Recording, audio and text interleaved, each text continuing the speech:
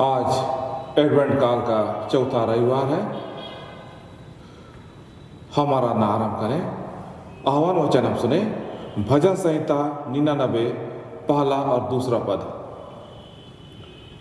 यहोवा राजा हुआ है, देश देश के लोग कांप उठे। वह करूबों पर विराजमान है, पृथ्वी डोल उठे। यहोवा सिय्योन में महान है और वह देश देश के लोगों के ऊपर प्रधान है। आमीन। हम लोग गीत गाएंगे। साक्षीवाणी गीत संख्या 17। साक्षीवाणी 17। द्वार फाटक ऊंचे चौड़े कर, विभव का राजा आने हार।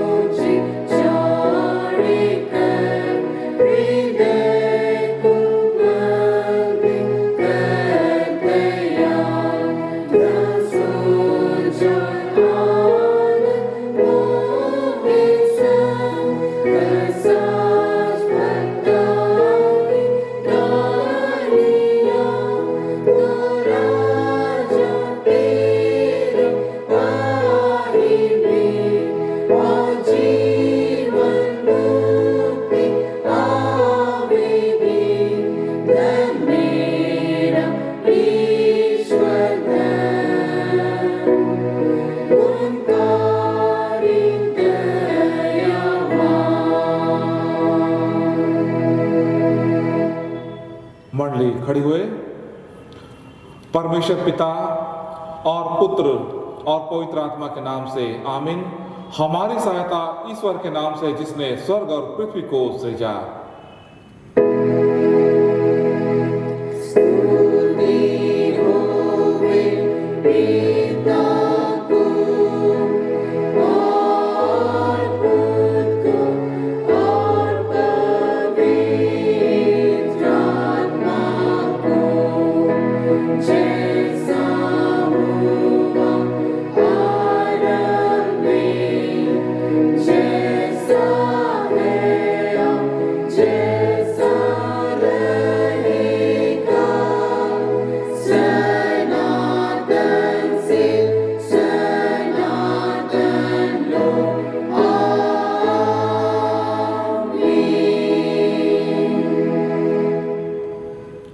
हम ईश्वर के सामने अपने पापों को दीनताई से मान लें।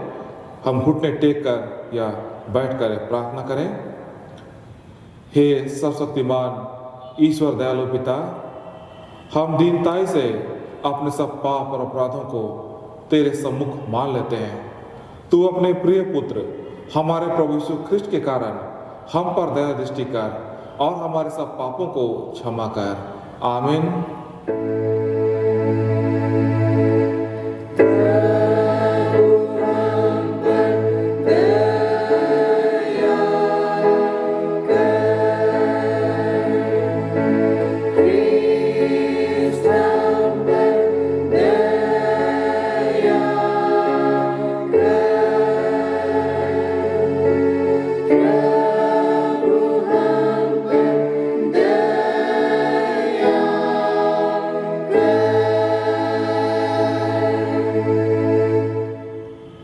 उस पर सारे भविष्यवक्ता साक्षी देते हैं कि जो कोई उस पर विश्वास करे वह उसके नाम के द्वारा पाप मोक्षण पाएगा। आमीन।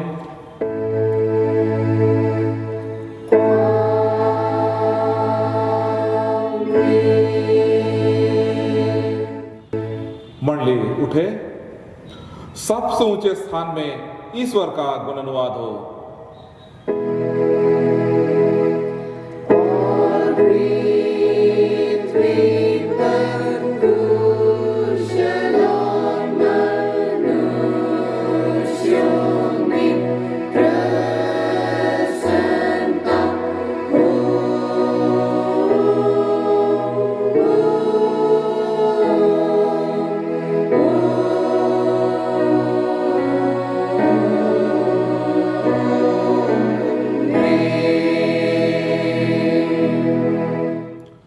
प्रभु तुम्हारे संग हो।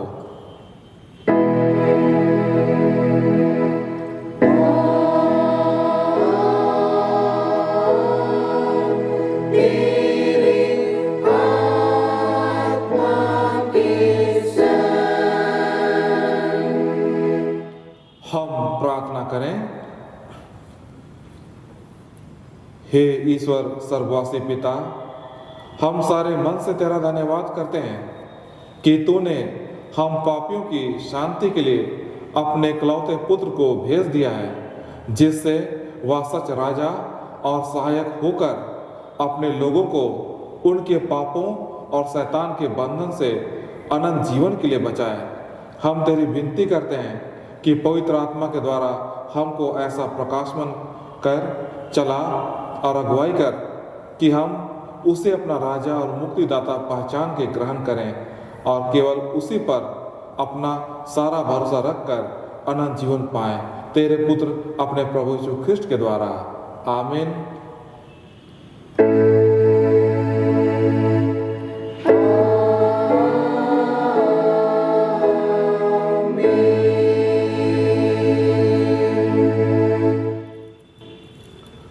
परमेश्वर के पवित्र वचन से हम अगुवाई लें। पहला यूहन्ना उसके पहले अध्याय पद 1 से लेकर पद संख्या 4 तक। यूहन्ना की पहली पत्री उसके पहले अध्याय पद संख्या 1 से पद संख्या 4 तक। परमेश्वर का वचन इसमें यूं लिखा है। उस जीवन के वचन के विषय में जो आदि में से था, जिसे हमने सुना और जिसे अपनी आंखों से देखा, वरन जिसे हमने ध्यान से देखा और हाथों से छुआ। यह जीवन प्रकट हुआ और हमने उसे देखा और उसकी गवाही देते हैं और तुम्हें उस अनंत जीवन का समाचार देते हैं जो पिता के साथ था और हम पर प्रकट हुआ। जो कुछ हमने देखा और सुना है उसका समाचार तुम्हें देते हैं, इसलिए कि तुम भी हमारे साथ सहभागी हो कि हमारी यह सहभागिता पिता के साथ और उसके पुत्र यीशु मसीह के साथ है। और ये बातें हम इसलिए लिखते हैं कि हमारा आनंद पूरा हो जाए। आमीन। तेरा धन्यवाद हो हे कृष्ण यीशु। हालेलुया।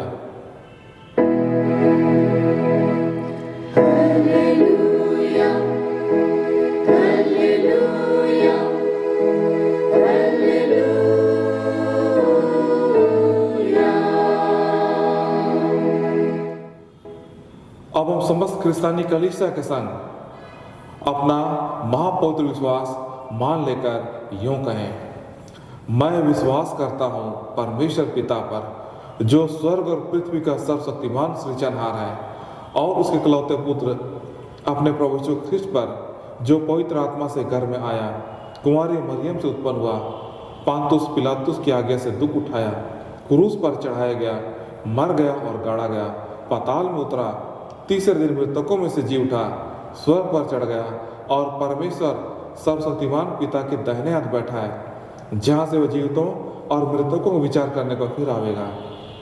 मैं विश्वास करता हूँ पवित्र आत्मा पर, एक ही पवित्र क्रिस्तानी कलीसिया, पवित्रों की संगत पर, पापों की क्षमा, देह के जी उठने और अनंत जीवन पर। आमीन।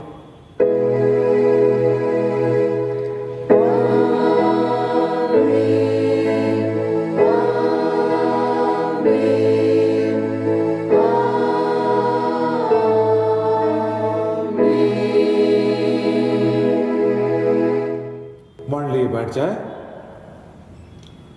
आगे हम लोग गाएंगे साक्षीवाणी गीत संख्या 15। साक्षीवाणी 15। अब उठो स्वर्ग की प्रजा, सब उठो आनंद में।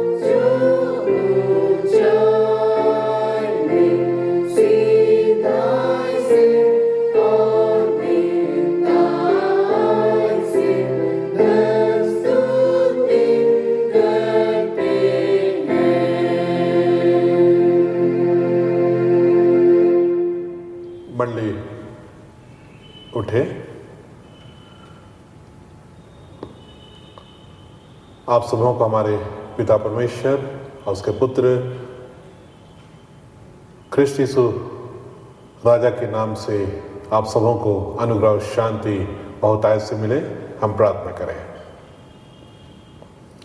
हमारे प्रेमी परमेश्वर पिता, हम तेरा धन्यवाद करते हैं कि तूने आज का दिन हमें देखने दिया।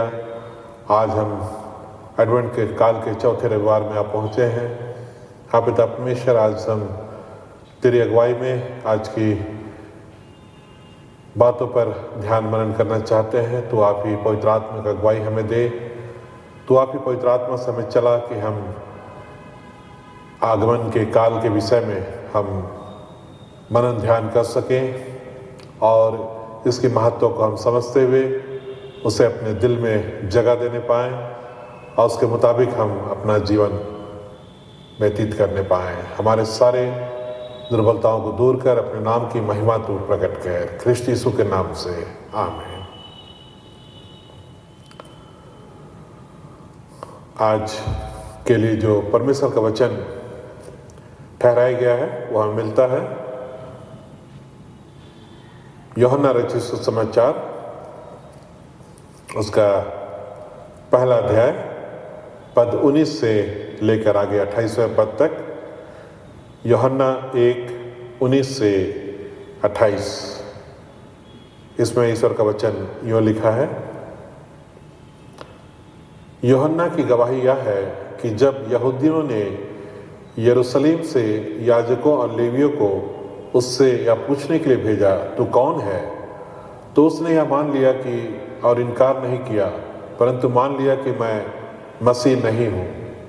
तब उन्होंने उससे पूछा, तो फिर कौन है, क्या तू एलिया है? उसने कहा, मैं नहीं हूँ। तो क्या तू वह भविष्यद्वक्ता है? उसने उत्तर दिया, नहीं। तब उन्होंने उससे पूछा, फिर तू है कौन, ताकि हम अपने भेजने वालों को उत्तर दें। तू अपने विषय में क्या कहता है? उसने कहा, जैसा यशायाह भविष्यद्वक्ता ने कहा है, मैं जंगल में एक पुकारने वाले का शब्द हूँ कि तुम प्रभु का मार्ग सीधा करो। वे फरीसियों की ओर से भेजे गए थे। उन्होंने उससे यह प्रश्न पूछा, यदि तू ना मसीह है और ना एलिया और ना वह भविष्यद्वक्ता है, तो फिर बपतिस्मा क्यों देता है? यूहन्ना ने उनको उत्तर दिया, मैं तो जल से बपतिस्मा देता हूँ, परंतु तुम्हारे बीच में एक व्यक्ति खड़ा है जिसे तुम नहीं जानते, अर्थात मेरे बाद आने वाला है, जिसकी जूती का बंध मैं खोलने के योग्य नहीं। ये बातें यरदन के पार बैतनिया में हुई, जहाँ यूहन्ना बपतिस्मा देता था। यहाँ तक आमीन। मंडली बैठ जाएगी। ख्रिस्त में उपस्थित सभी प्रियजनों, सचमुच में आज हम लोग एडवेंट काल के चौथे रविवार में आप पहुँचे हैं और इसके तुरंत बाद हम ख्रिस्त के जन्म का उत्सव हम मनाएंगे। और जैसा कि हम आगमन के विषय हम देखते आ रहे हैं, आगमन के विषय हम लोग भिन्न भिन्न बातों पर चर्चा करते आ रहे हैं। आज भी हमारे लिए ध्यान के लिए महत्वपूर्ण विषय है कि किस तरह प्रभु यीशु के आगमन में एक व्यक्ति का बहुत बड़ा नाम आता है और वह है यूहन्ना बपतिस्मा दाता। यूहन्ना बपतिस्मा दाता। यदि हम आज के वचन पर गौर करें तो यूहन्ना बपतिस्मा दाता के विषय बहुत सारी बातें यहाँ पर हम देख सकते हैं कि किस प्रकार फरीसियों ने एक दल को उससे यह पूछने के लिए भेजा कि तू कौन है, और उन्होंने उससे प्रश्न किया कि वह कौन है जो कि इस तरह से बपतिस्मा देने का काम कर रहा है। और वह इस बात को मान लेता है कि वह जो है मसीह नहीं है, परंतु वह मसीह से पहले आने वाला वह आवाज़ है, वह जंगल में पुकारने वाले का वह शब्द है जिसके विषय में वचन में कहा गया है। प्रियो, यदि हम लोग यूहन्ना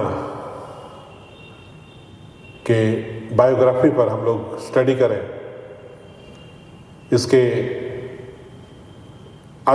इसके आत्मकथा पर हम लोग जब गौर करें, जो परमेश्वर के वचन बताया गया है, तो बहुत सारी बातें सामने प्रकट हो जाती हैं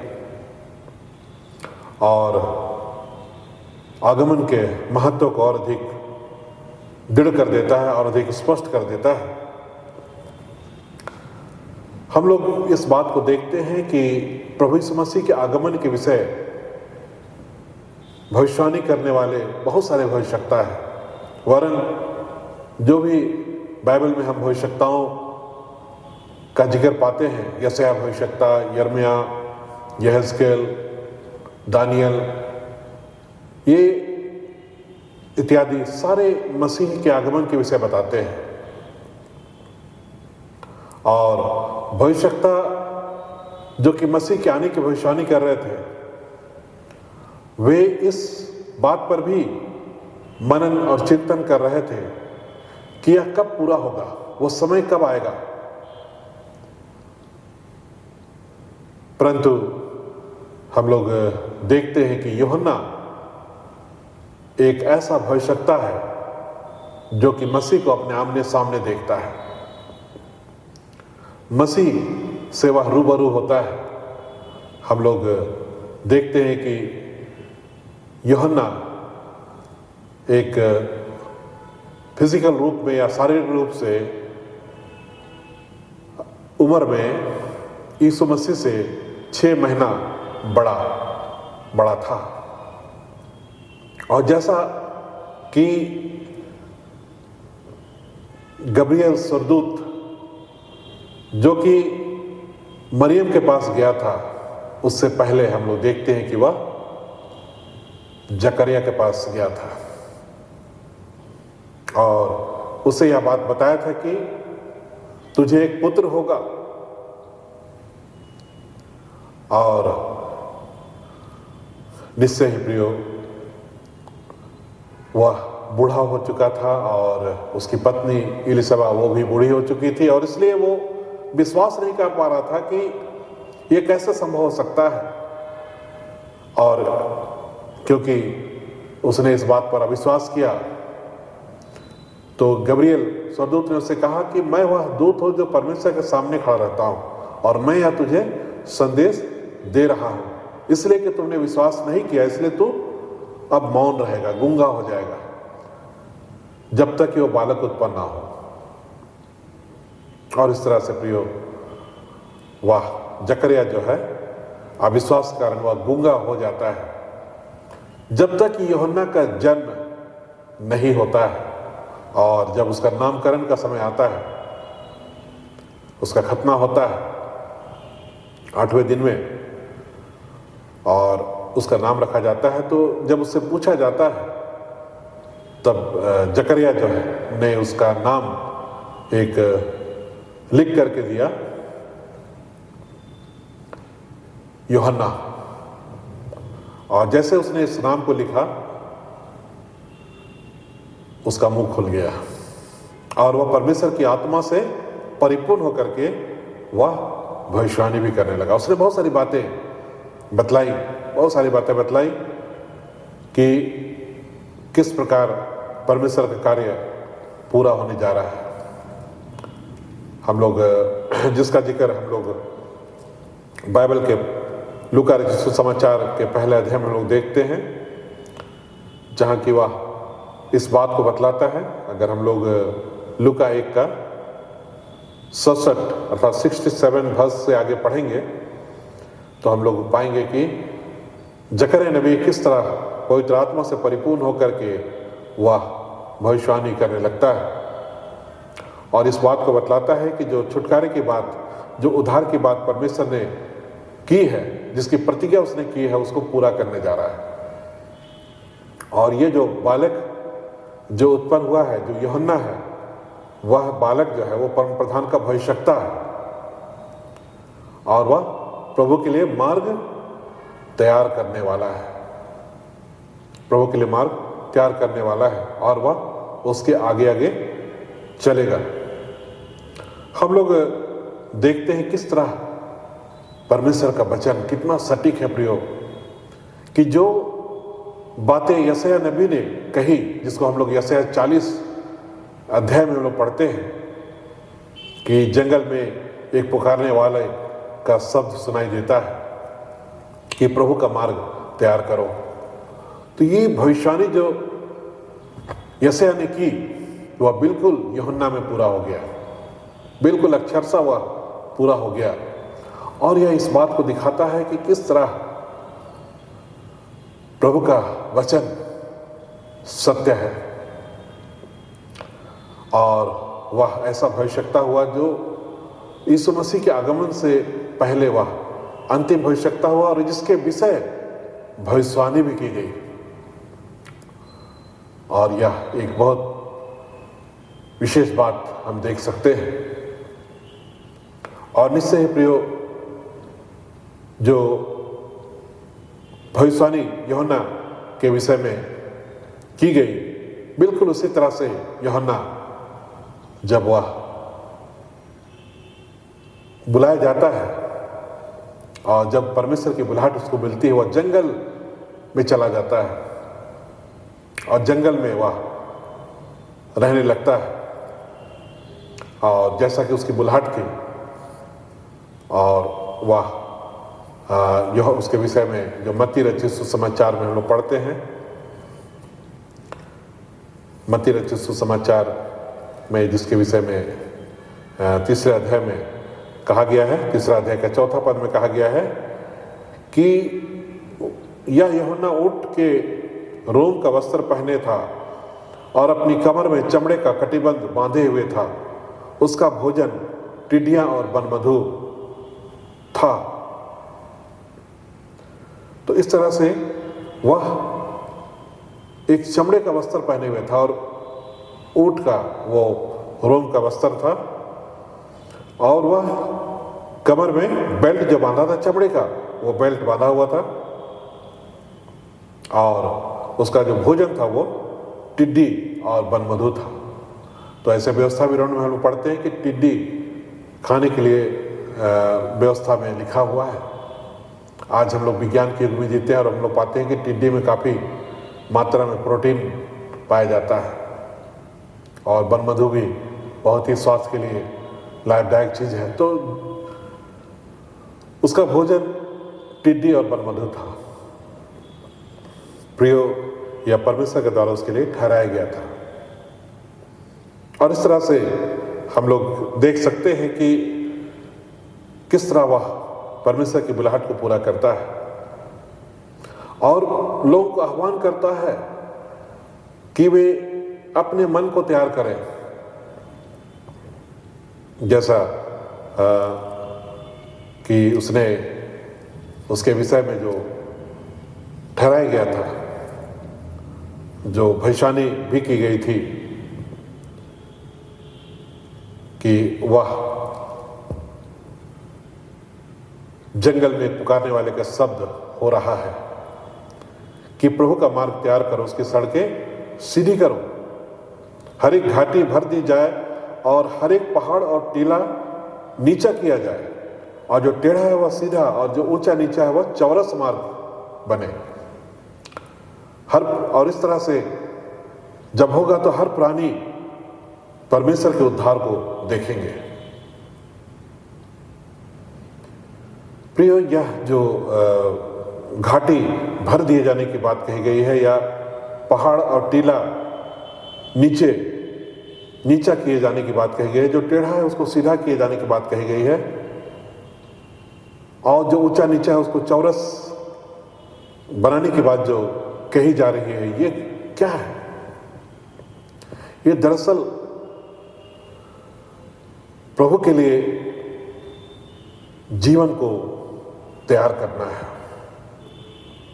जो जीवन में इस तरह का जो पाप और बुराई आ चुका है, घमंड का पाप आ गया है, अहंकार का पाप है, और प्रलोभन और अभिलाषाओं से घिरा हुआ जीवन है,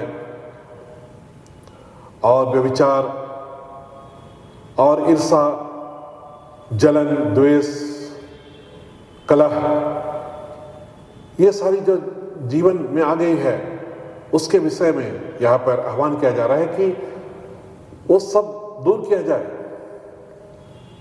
प्रभु के लिए अपना मन को तैयार किया जाए और इन बातों से रिपेंट किया जाए, पश्चाताप किया जाए। तो वह लोगों को पश्चाताप का आह्वान कर रहा है कि वो मन फिराएं, पश्चाताप करें, सच्चाई से परमेश्वर की ओर फिरें, तब परमेश्वर का तेज प्रकट होगा। प्रियो, आज हम लोग गीत में गा रहे हैं, एडवेंट काल के गीतों में हम लोग प्रभु के आगमन की तैयारी कर रहे हैं कि द्वार फाटक ऊंचे चौड़े कर विभव का राजा आने वाला है। जो राजाओं का राजा है, जो आने वाला है, उसके लिए अपने आप को तैयार करें, अपने द्वार को, अपने फाटकों को हम चौड़ा करें, चौरस बनाएं, ताकि वह राजाओं का राजा प्रवेश करे। प्रियो, यह किस ओर संकेत करता है? यह संकेत करता है कि हर एक व्यक्ति अपने हृदय का द्वार और फाटक को वह खोले। आज प्रियो, हम इस बात को देखते हैं कि हर मनुष्य अपना मनमानी या अपने मन मुताबिक जीना चाहता है। वह अपने आप को अपनी इच्छानुसार चलाता है।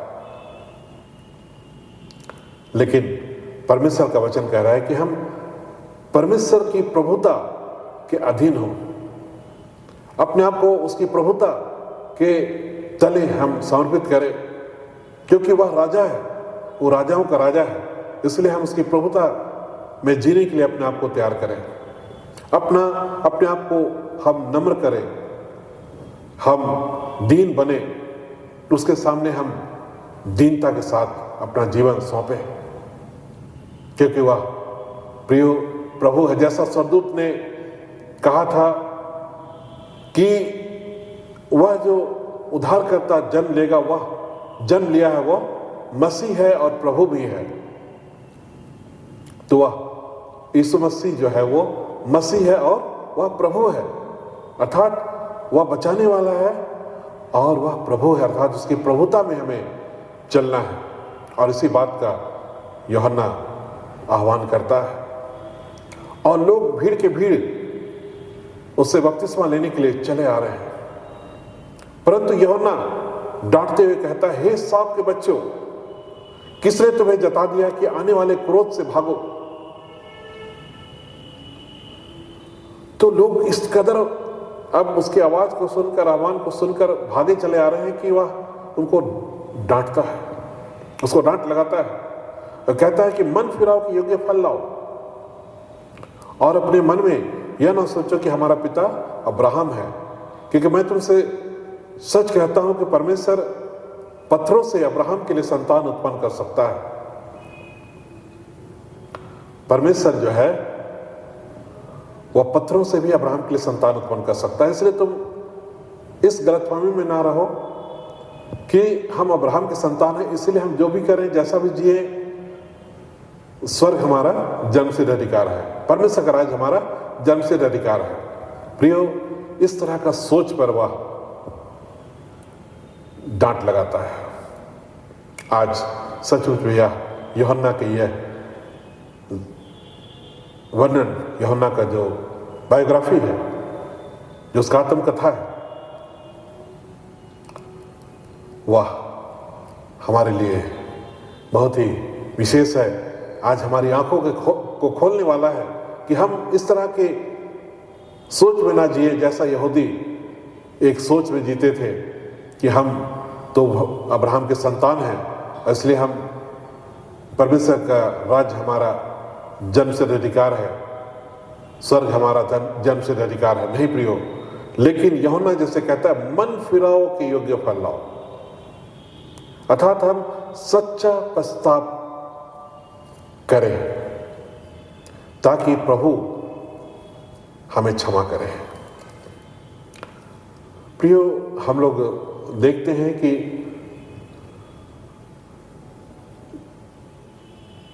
यीशु मसीह के विषय में जब उसका जन्म हुआ तो गीत गाया गया, और उस जन्म के समय स्वर्गदूतों ने गीत गाया कि आकाश से परमेश्वर की महिमा हो और पृथ्वी पर उन मनुष्यों में जिनसे वह प्रसन्न है शांति हो। तो प्रभु जो शांति का राजकुमार है, प्रिंस ऑफ पीस है, उसकी शांति हम कैसे पाएंगे जब हम परमेश्वर को प्रसन्न करेंगे। और वचन बताता है कि विश्वास बिना हम उसे प्रसन्न नहीं कर सकते हैं, अर्थात परमेश्वर के वचन पर हमें विश्वास करने की आवश्यकता है। और यीशु मसीह कहते हैं जब हम मन फिराते हैं तो स्वर्ग में बड़ा आनंद मनाया जाता है, हमें मन फिराने की आवश्यकता है प्रियो, ताकि हम परमेश्वर की क्षमा को प्राप्त करें। जैसा कि जकरयाह नबी ने जो पवित्र आत्मा के द्वारा सेवा भविष्यवाणी की, और उसने कहा जो हम लूका 1 का 77 में हम लोग पाते हैं कि उसके द्वारा कि उसके लोगों को उद्धार का ज्ञान दे जो उनके पापों की क्षमा से प्राप्त होता है। तो यूहन्ना के विषय कहा कि वह लोगों को उद्धार का ज्ञान दे, नॉलेज ऑफ सल्वेशन, जो कि पापों की क्षमा से प्राप्त होता है। कहने का क्या तात्पर्य है कि जब एक व्यक्ति सच्चा प्रस्ताव करता है, परमेश्वर के वचन को वो सुन करके वो दीन होता है और मन फिराता है, वह ईश्वर की क्षमा को प्राप्त करता है और उसको उद्धार का ज्ञान प्राप्त होता है। वह उद्धार का ज्ञान को प्राप्त करता है प्रियो, और निश्चय ही यह बात यहां पर कहा गया है। और इसलिए आज हम कहें तो बहुत ही ठोस रूप में यहां पर हम लोग इन बातों को देख सकते हैं जो कि यूहन्ना के विषय में जो लिखा गया, वो सारी बातें दरअसल मनुष्य के जीवन के लिए है कि वह अपने मन को फिराए, पश्चाताप करे और वह प्रभु के द्वारा जीवन को प्राप्त करे। जब यूहन्ना के विषय में बातें की गई तब उसने बताया कि मेरे बाद एक जो आने वाला है वो मुझसे महान है, वो मुझसे महान है।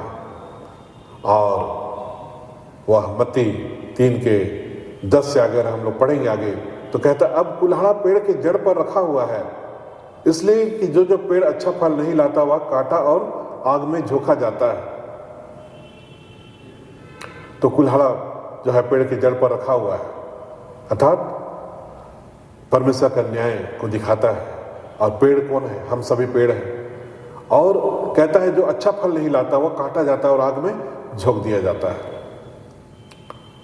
यह तो नरकीय दंड को दिखाता है, जैसे हम लोग साक्षी वाणी में गाते हैं कि जो मन नहीं फिराएगा वह उस राजा के द्वारा दंड पाएगा, लेकिन जो मन फिराएगा वह क्षमा किया जाएगा, वो परमेश्वर के राज्य का भागी बनेगा।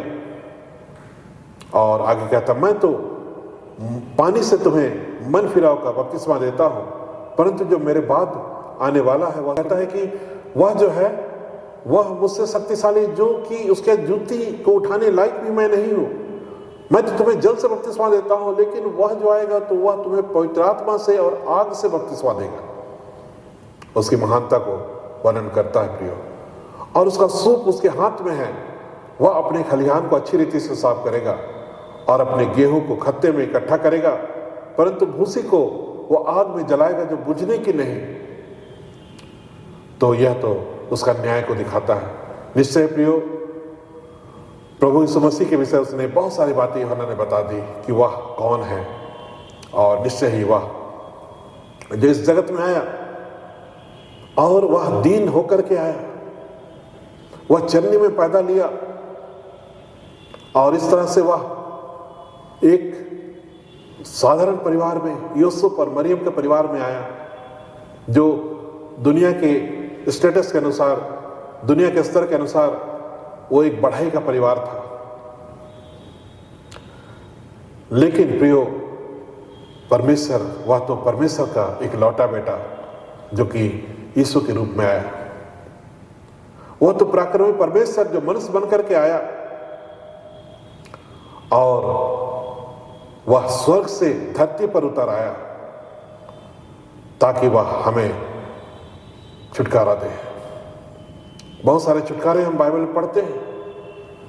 मूसा के द्वारा इजरायलियों को मिस्र देश से छुटकारा मिला और उसी तरह से यहोशू के द्वारा से उनको कनान देश में उनको अधिकार मिला।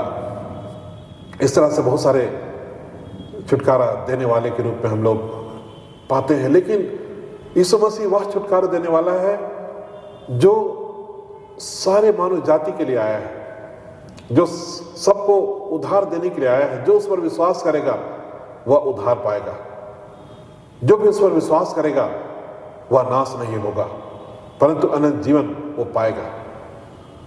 तो प्रियो, सचमुच में यह जो यूहन्ना उसके बारे में बहुत स्पष्ट रूप से कहता है। आज हम प्रभु के वचन पर गौर करें, प्रभु के एक वचन पर हम ध्यान करें। प्रभु कहता है, बोझ से दबे थके लोगों मेरे पास आओ, मैं तुम्हें विश्राम दूंगा। मुझसे सीखो, मैं मन में नम्र और दीन हूं और तुम अपने मन में विश्राम पाओगे। तो प्रभु क्या है? मन में नम्र है और दीन है। आज हम उस तरह का मन हम बनाए। पाप के कारण हमारा मन में अहंकार आ गया है, बुराई आ गया, उससे हम प्रस्ताव करें और मन फिराव के योग्य हम बने, मन फिराव के योग्य फल लाएं, अर्थात हमारे जीवन में वो मन फिराव का फल दिखाई दे। पवित्र आत्मा का जो फल है, हमारे अंदर प्रेम प्रकट हो, हमारे अंदर क्षमाशीलता हो, हमारे अंदर सहनशीलता हो, हमारे अंदर प्रभु का वो आत्मा का फल दिखाई दे, ताकि सच जो प्रियो हमारा यह एडवेंट काल सार्थक हो और हम सचमुच में प्रभु का स्वागत कर सके, अपने दिल में उसका स्वागत कर सके, जो राजाओं का राजा है, जो प्रभुओं का प्रभु है और जो सदाकाल का परमेश्वर है, सदाकाल का राजा है। हम उसकी प्रभुता को स्वीकार करें और वह तो हमारे मन को शांति से भर देना चाहता है, वो तो हमारे मन को आनंद से भर देना चाहता है, वो हमें हर दुख तकलीफ से बचा लेना चाहता है और हमें जीवन की बहुतायत को देना चाहता है। परमेश्वर निश्चित रूप से प्रियो आज के वचन से हर एक को बहुतायत की आशीष दे, हर एक की अगुवाई करे कि हम इस एडवेंट काल में हम निश्चय ही प्रभु का स्वागत के लिए हम तैयार हो जाएं। आमीन। हम प्रार्थना करें। हमारे प्रेमी परमेश्वर पिता, हम तेरा धन्यवाद देते हैं। सचमुच में तू भला है, तेरी करुणा सदा की है, तेरा वचन जीवित है प्रभु और तेरा वचन प्रबल है और तेरा वचन जो गांठ गांठ और गुर्दे गुर्दे को आर पार छेदता है, मन की भावनाओं को जांचता है। तेरे वचन की बातों को हम सभी ग्रहण करें, पूरे विश्वास के साथ उसे ग्रहण करें और तेरी अधीनता को हम स्वीकार करें और निश्चय तेरे वचन के द्वारा हम मन फिराएं और हम मन फिराव के योग्य फल लाएं और तेरे शिष्य ठहरे, तेरे योग्य संतान बने और परमेश्वर के राज्य में अपना जीवन हम निरंतर व्यतीत करने पाए और प्रभु की उपस्थिति में हम सदा जीवन बिताए। हमारी ये प्रार्थना है कृष्ण यीशु के नाम में सुन और ग्रहण कर। आमीन। अब परमेश्वर की शांति जो समस्त ज्ञान से परे है, कृष्ण यीशु हमारे के मन की रक्षा करे, अब से सदा लो। आमीन। हम लोग गीत गाएंगे साक्षीवाणी गीत संख्या 23 मैं कैसे तुझे भेंटूं और कहूँ किस प्रकार, हे जग के आसरा है तू, हे मेरे प्राण श्रृंगार। साक्षीवाणी गीत संख्या 23।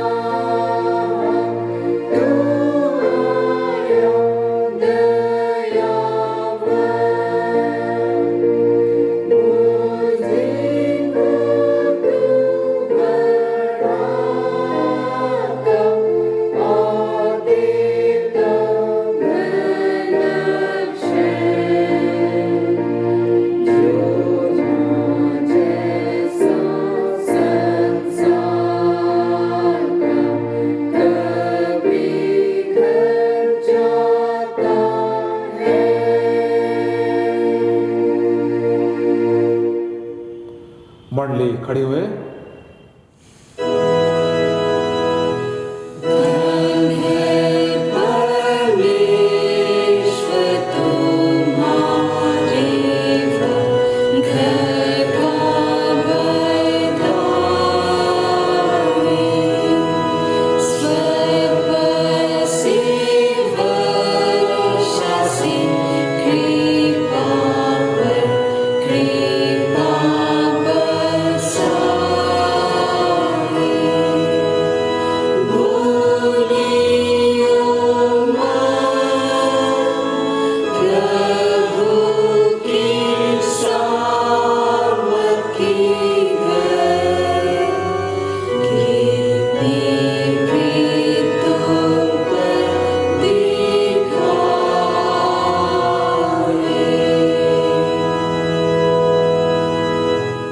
हम प्रार्थना करें।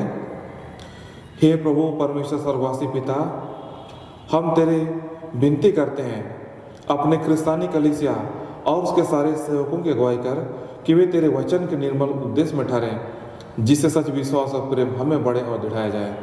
हे प्रभु, भारत रिपब्लिक के हमारे प्रेसिडेंट, इस प्रांत के गवर्नर, राजकीय सभाओं, मंत्रिमंडलों, सब न्यायों और हाकिमों और सब राज कर्मचारियों का आशीष दे और उनकी अगुवाई कर कि वे न्याय और धर्म से देश की सेवा करें और हम कुशल चैन से सारी भक्ति और गंभीरता से काल बिताएं। हमारी कलीसिया सभाओं, सेंट्रल काउंसिल, डायसेंस काउंसिल और कलीसिया खंड मंडली सभाओं को आशीष दे कि वे इस मंडली को तेरी पवित्र इच्छा के अनुसार चलाएं।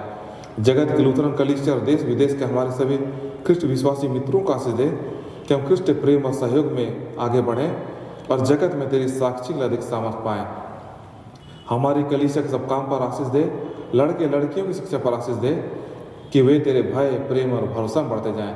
कलीसिया के विद्यालय, शिक्षण प्रशिक्षण संस्थाओं, महाविद्यालयों और अन्य संस्थाओं को संभाल और उनकी बढ़ती दे और उनके द्वारा कलीसिया के लिए आत्मिक और लौकिक आशीष दे। खेती बाड़ी और हर एक काम उद्यम को सफल कर, जिससे हर कोई सुवेग से तेरे आगे चले और अपनी जीविका पाए। अपनी कृपा से उन सबों पर दृष्टि कर जो कंगालपन, रोग और नाना प्रकार की साकेती और दुख में उनको शांति दे। पिता, आज के सिर निदान को तेरे हाथ में सौंपते हैं, उसे तू अपनी महिमा के निमित्त इस्तेमाल कर। हे पिता, हम विशेष प्रार्थना करते हैं कि इन दिनों प्रभु, जब हम क्रिसमस की तैयारी कर रहे हैं, बहुत सारे लोग कठिन परिस्थितियों में, ऐसी परिस्थिति में प्रभु जहाँ पर वे जैसा बीते समय में क्रिसमस मनाया जाता था वैसा नहीं मना पा रहे हैं। सहायता कर प्रभु कि हम जहाँ कहीं भी जिस रूप से क्रिसमस मनाएं, हमारा विश्वास इसमें और दृढ़ होता चला जाए। हमारे कलीसिया के सब भाई बहनों की रक्षा कर जो दूसरे देशों में चले गए हैं, कि वे सब जोखिम और परीक्षाओं में विश्वासी ठहरे।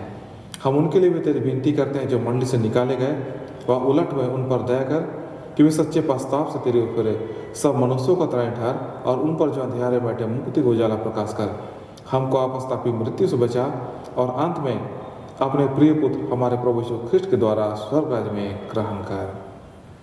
हे हमारे पिता, तू जो स्वर्ग में है, तेरा नाम पवित्र किया जावे, तेरा राज आवे, तेरी इच्छा जैसे स्वर्ग वैसी पृथ्वी पर भी हुए।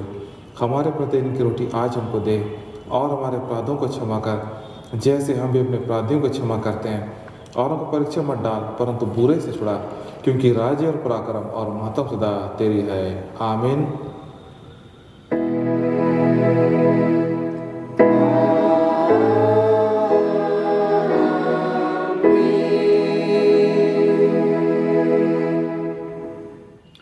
त्रिएक परमेश्वर का आशीर्वाद विश्वासी और दीन मन से ग्रहण करें। परमेश्वर तुझे आशीष देवे, तेरी रक्षा करे। परमेश्वर अपना मुख तुझे प्रकाश करे, तुझ पर अनुग्रह करे। परमेश्वर अपना मुख तुझे प्रकाश करे, तुझे अपना कुशल देवे। आमीन।